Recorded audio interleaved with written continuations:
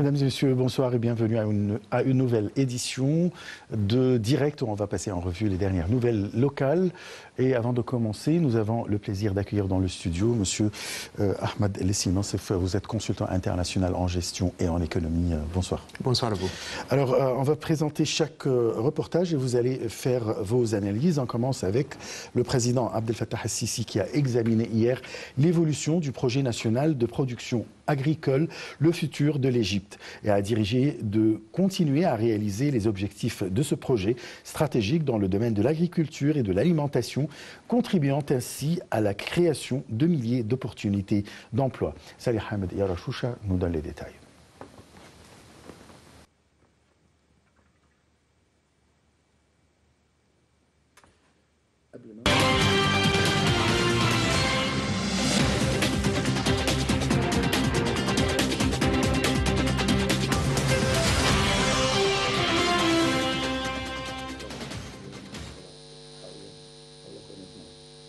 Le président Abdel Fattah el-Sisi s'est réuni dimanche avec le Premier ministre Mustafa Madbouli, le ministre des Ressources en eau et de l'Irrigation Mohamed Abdelati, le ministre de l'Agriculture et de la Restauration des Terres Saïd El-Qusseir, ainsi que des responsables des forces armées tels que le chef des forces aériennes Mohamed Abbas Hilmi, le conseiller présidentiel pour l'urbanisme Amir Saïd Ahmed, le chef de l'autorité de génie des forces armées Ihab El-Far et le directeur du projet futur de l'Égypte Baha'eddin Al-Ghannem.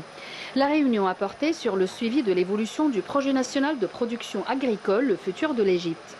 Le président Al-Sisi a examiné la position exécutive et le développement des phases actuelles et futures de ce projet, notamment ce qui a été accompli en termes de superficie cultivée, la situation de l'approvisionnement en eau et en électricité, ainsi qu'en tout ce qui concerne l'infrastructure du projet. Al-Sisi a dirigé de continuer à réaliser les objectifs de ce projet stratégique dans le domaine de l'agriculture et de l'alimentation, contribuant ainsi à la création des milliers d'opportunités d'emploi, donnant une forte impulsion au système national d'industrialisation agricole et renforçant la stratégie de l'État visant à augmenter la proportion des terres agricoles à travers la République, surtout qu'elle est située au sein du projet agricole géant Le Nouveau Delta. Le président a également examiné les détails de l'avancement des travaux avec les volets infrastructure et la position exécutive d'un certain nombre d'autres projets agricoles au niveau de la République, surtout dans les gouvernorats de Beni Souef et Ménia, qui à leur tour représenteront une valeur ajoutée au marché alimentaire égyptien.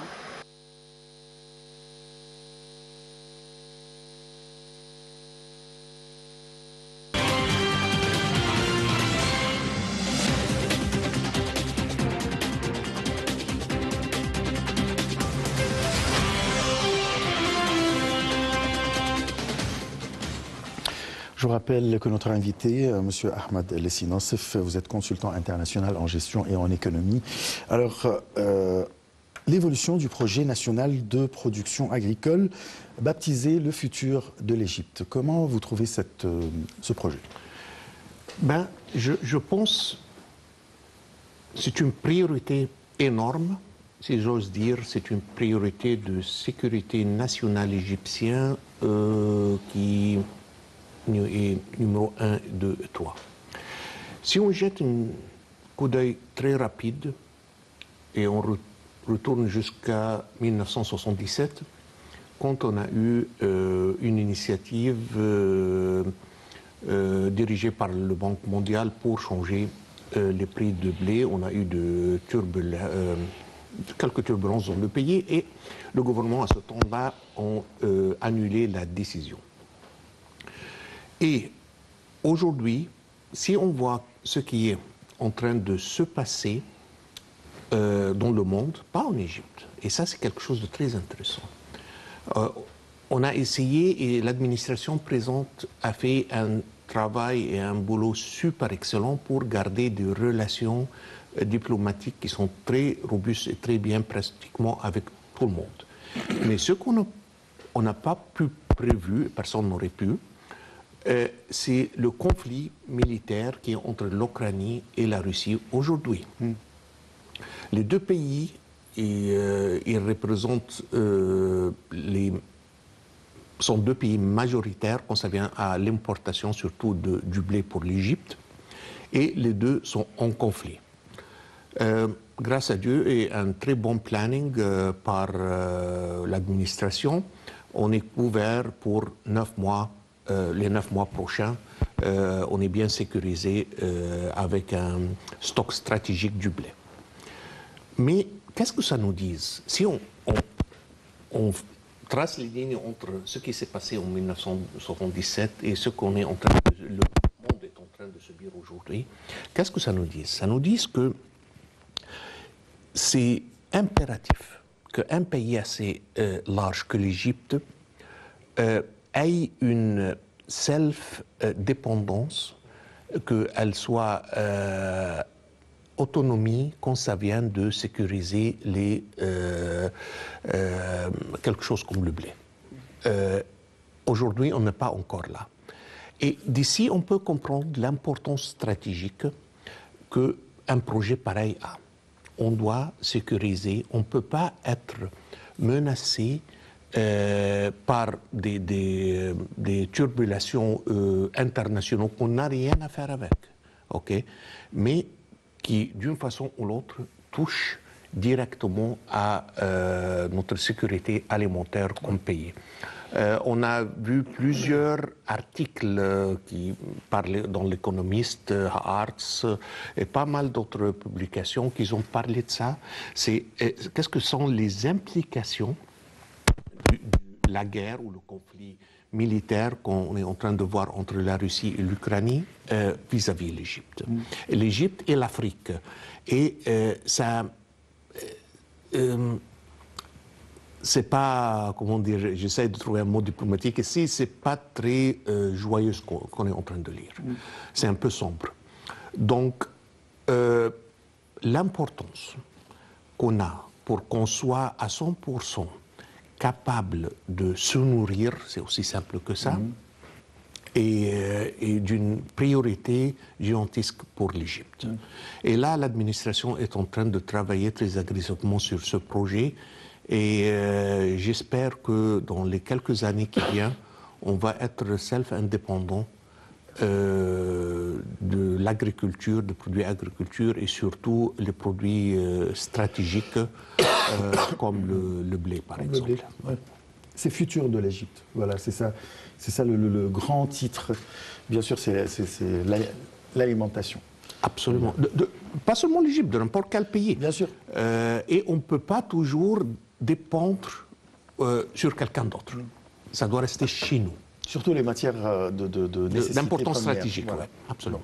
On va passer à notre deuxième sujet, c'est concernant la ministre de la Coopération internationale, Rania El-Mashot, qui a déclaré hier que l'investissement et le développement du capital humain étaient au premier rang des intérêts du gouvernement égyptien et constituaient également un axe de travail majeur avec les partenaires de développement multilatéraux et bilatéraux. La déclaration de Mme El-Mashot a eu lieu lors de l'inauguration du premier forum national pour l'avenir du travail en Égypte, organisé par l'Agence allemande de coopération internationale pour le développement, sous le slogan « Nous travaillons ensemble pour l'avenir ». Salih Hamadi Rachoucha.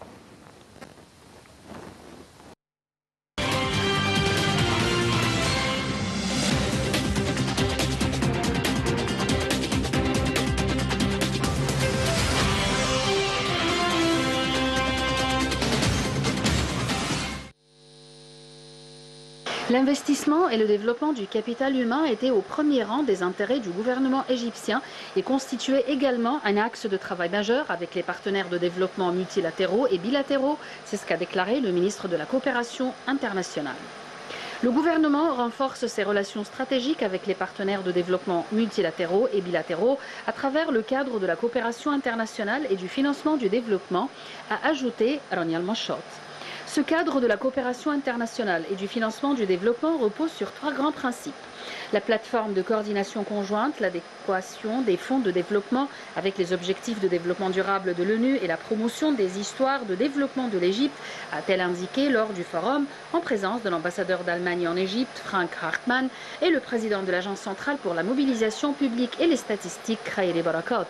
Ce forum s'est tenu sous l'égide des ministères de la coopération internationale du plan, du développement économique, de l'éducation et de l'enseignement technique et de la main, ainsi que de la CAPMAS.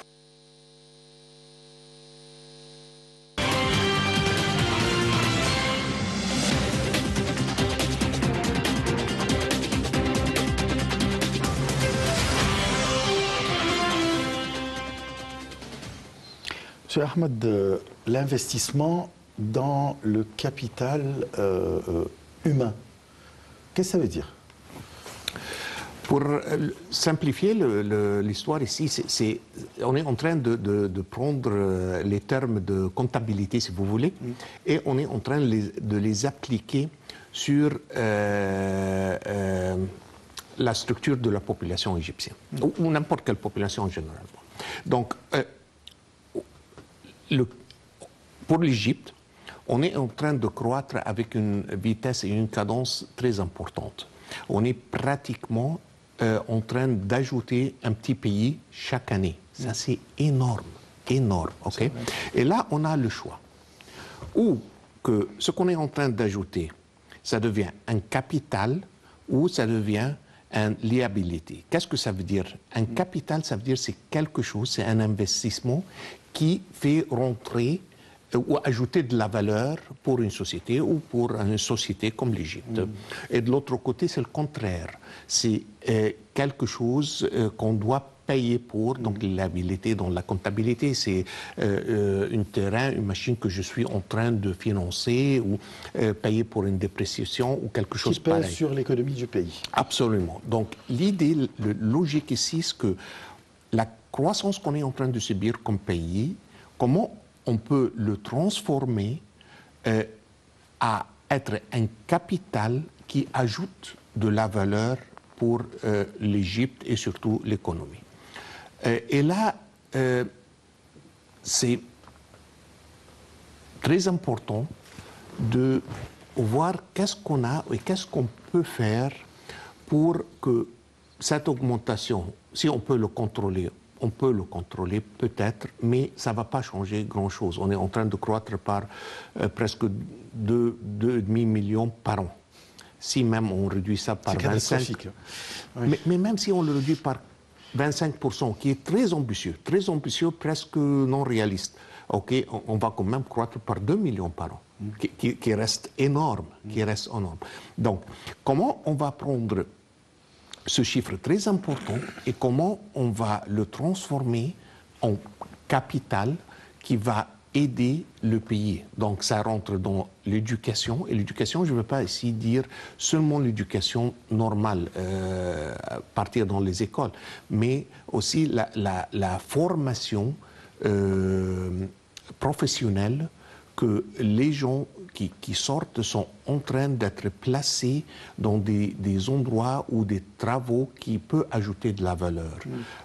Comme le président a parlé il y a quelques semaines, et sans mentionner des spécialités, le système peut-être qu'on a en Égypte, c'est très souvent qu'on trouve quelqu'un dans une faculté, à l'université, qu'il ne l'aime pas vraiment, et deux, et ça, c'est beaucoup plus sérieux, que ça n'a pas vraiment de la demande sur le marché du travail. Exactement. Et ça, c'est très dangereux, parce que là, c'est une deuxième fois, cette personne, avec un diplôme dans quelque chose qui n'a pas d'opportunité de travail, il va devenir une liabilité. Qu'est-ce qu'il va faire? Comment il va travailler? Donc, comment il va gagner sa vie, comment il va former une famille. Donc, tout ça, ça devient de plus en plus, ça ajoute aux défis que le pays a aujourd'hui. Et notamment, ce sont des défis économiques surtout. Donc, là, ce qui est très important, c'est la transformation de chiffres importants qu'on est en train de croître avec annuellement, les transformer. L'expression qui a été utilisée quelquefois, au lieu d'avoir 2 millions de bouches, on peut avoir 4 millions de mains travaillantes. C'est ça l'idée. Okay. Donc, comment il Par peut... contre, ce n'est pas de la faute du citoyen, c'est de faire des études et ne pas trouver du travail. Je crois que c'est la faute du gouvernement qui n'a pas fait, c'est le rôle du gouvernement, qui n'a pas fait le planning. Qu'est-ce qu'on a besoin? Alors, on précise le nombre dans chaque faculté. Je pense que c'est un peu partagé entre les deux. Moi, personnellement, j'ai un avis qui n'est pas très populaire, mais je pense que le gouvernement égyptien est trop généreux avec la façon dont l'éducation universitaire. Je ne suis pas au courant de n'importe quel pays au monde qui offre gratuitement, gratuitement, et tu peux, même si tu fais pas bien, tu peux doubler, tu peux redoubler. Donc on trouve des gens qui ont passé 8 ou 10 ans. J'en connais 14 et 16. Voyez, et ça, là, on doit s'arrêter une minute et se demander, est-ce que vraiment cette personne, est-ce que c'est un bon investissement? Est-ce que cette personne n'aurait pas pu faire quelque chose d'autre qui est plus productif pour lui-même et secondairement pour la société? Donc, un, on est trop généreux. Et deux, la personne quand même, je pense que ces jours-ci, avec la technologie, avec la connaissance qui est un peu partout, c'est pratiquement sur le bout de nos doigts, il a une responsabilité. C'est trop facile de dire « Ah, moi je me laisse ». Ils m'ont choisi de se spécialiser dans quelque chose, X ou Y, je ne vais pas le nommer pour ne pas fâcher quelqu'un. Et, ok, tant pis, j'ai rien trouvé de travailler avec. Je pense quand même que ça ne peut pas être aussi facile que ça. Des deux côtés, je pense que c'est partagé entre les deux. Avec la culture des gens, que, par exemple, il y a une culture en Égypte que, voilà, il faut être soit ingénieur, soit médecin. Alors tout le monde est ingénieur et médecin. Ou essaye. Ou essaye. Mais ça reste comme toute loi de l'économie. Dès qu'on a un peu trop ce qui est offert, le prix baisse.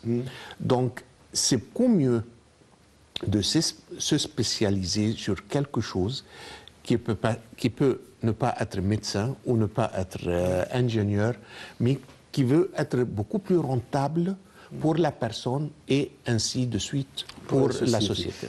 L'éducation technique, les gens ne se précipitent pas vers ces domaines. Pourtant, ce sont des domaines qui sont très demandés. Absolument. Et en plus, c'est très souvent, parce que dans une de mes capacités, j'ai vu ce qu'il y a aux États-Unis et en Allemagne. Il y a pas mal des écoles polytechniques qui sont pour 2 ans. Donc c'est beaucoup plus rapide. Oui. Et ça donne des formations vraiment très précises que la personne, dans le bout de 2 ans... très sophistiqué, très avancé. Super, et il peut aller faire quelque chose. Je pense qu'on est un peu aussi relaxé. Par exemple, si on est en Amérique, aux États-Unis, vous avez besoin d'un plombier ou quelque chose pareil pour faire quelque chose chez vous à la maison. C'est pas n'importe un mec qui vient. Et ils ont comme un permis. Et il y a des conditions, y compris que la personne a eu un genre d'éducation dans une de ces polytechniques. Et si on est un peu beaucoup plus relâché ou relaxé sur ce domaine. Donc si jamais on avait quelque chose pareil, je pense que ça aurait poussé un peu dans cette direction. Mais ça reste une question très importante que moi, personnellement, je pense que c'est la personne lui-même qui doit prendre en main son destin, si vous voulez, et il doit viser ce qu'il veut faire dans sa vie. Et ça commence, normalement, ça doit commencer un peu tôt, à 16-17 ans. Et là, il pourrait avoir une petite vision. Il peut toujours demander, se renseigner un peu, même avec de ses proches et tout, pour savoir qu'est-ce que je peux faire. Très bien. Je passe à notre 3e sujet pour ce soir. Il s'agit des droits de la femme, qui sont devenus une réalité grâce aux efforts de l'État égyptien et des femmes égyptiennes elles-mêmes dans les domaines des sciences et du travail, et leur ingéniosité dans la mission sainte de protection de la famille et l'éducation des enfants. C'est une déclaration de la part de l'épouse du président de la République, Madame Intisar. Si, on va regarder ce reportage signé Salih Ahmed et Rachoucha, et puis on va expliquer ce sujet ou bien analyser ce sujet.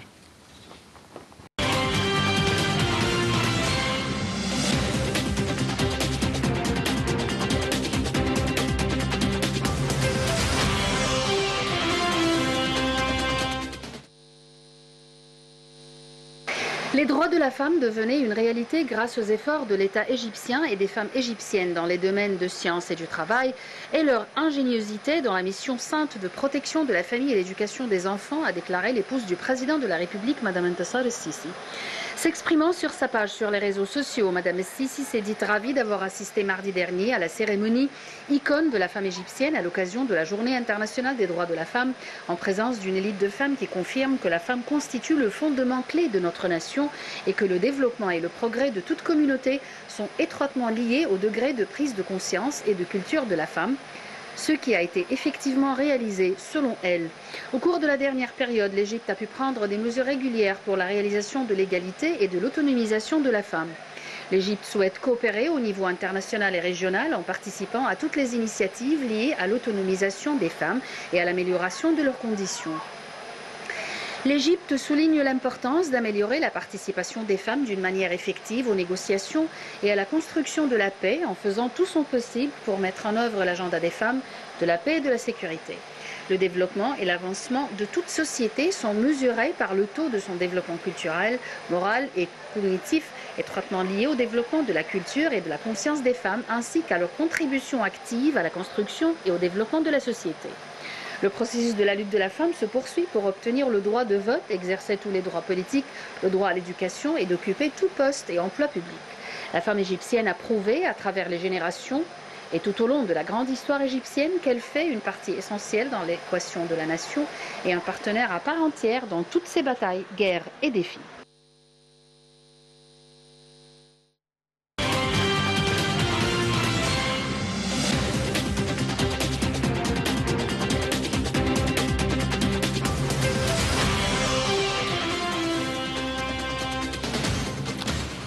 À l'occasion de la Journée internationale de la femme et en même temps de la situation de la femme en Égypte, c'est clair que la femme égyptienne a eu beaucoup de droits à cette époque.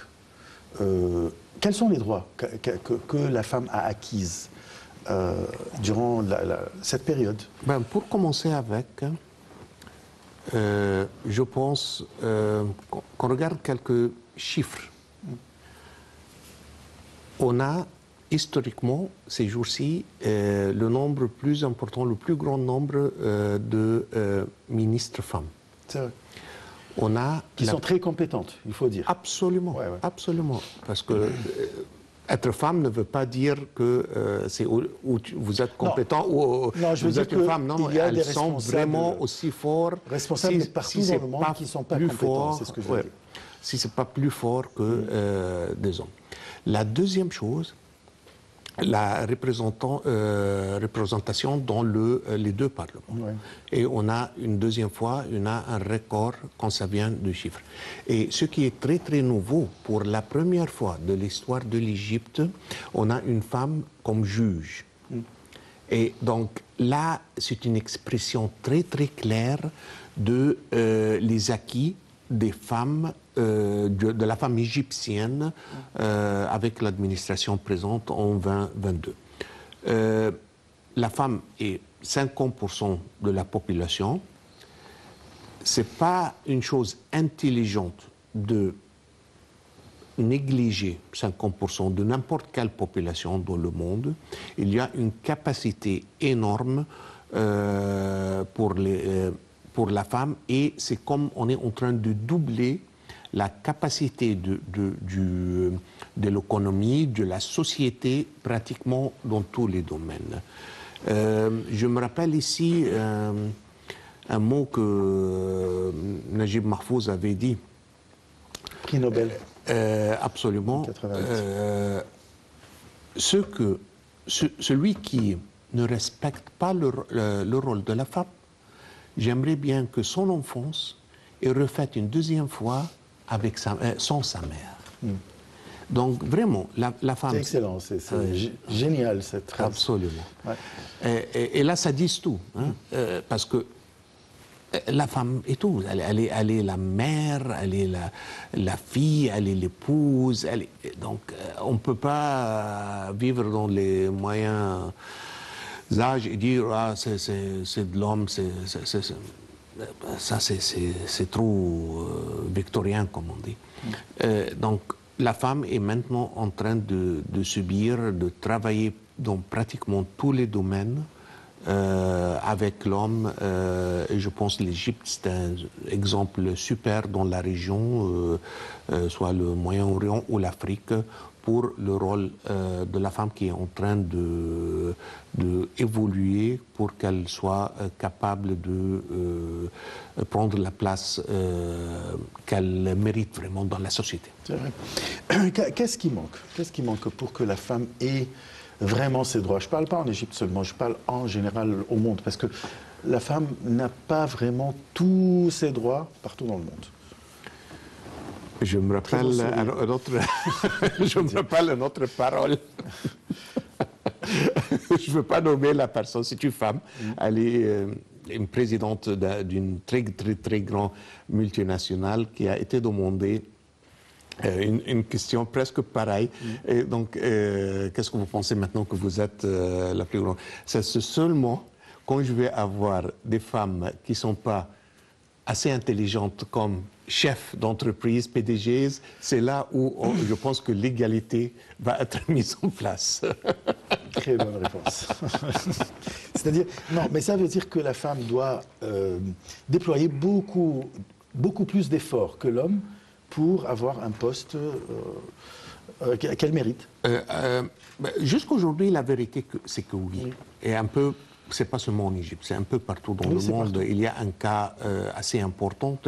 Elle est toujours devant le tribunal contre une de très grands magasins, en gros, en Amérique, qui a affaire avec l'inégalité des salaires entre femmes et hommes.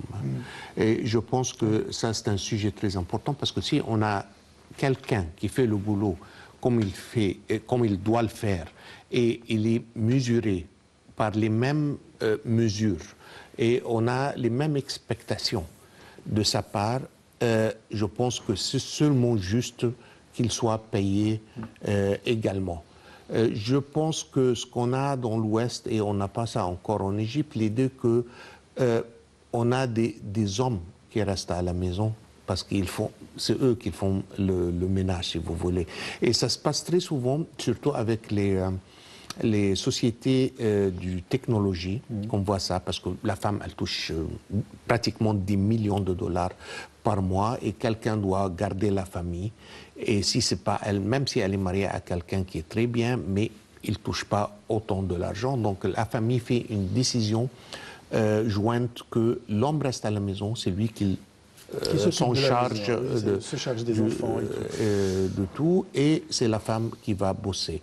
Je pense que ça, c'est un peu loin pour notre culture, pour répondre à votre question, mais peut-être qu'un jour, on va le voir se passer en Égypte. Mais ça, le problème, c'est que on trouve que c'est dans les pays occidentaux qui sont, ou bien qui prétendent avoir le plus de droits pour les femmes, que la femme, beaucoup de fois, elle touche moins de salaire que l'homme de la même carrière, du même poste.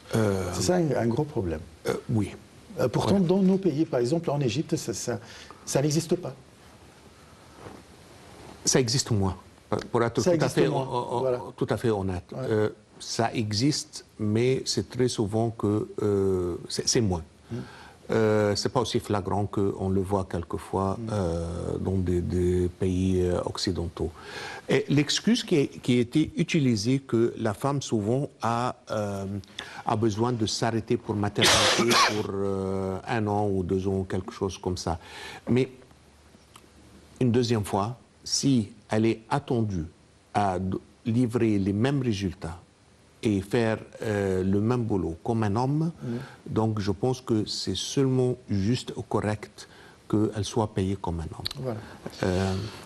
Pour finir, comment vous voyez la situation de la femme aujourd'hui en Égypte? C'est-à-dire, est-ce qu'elle est satisfaite ou bien il reste à faire? Il reste toujours à faire.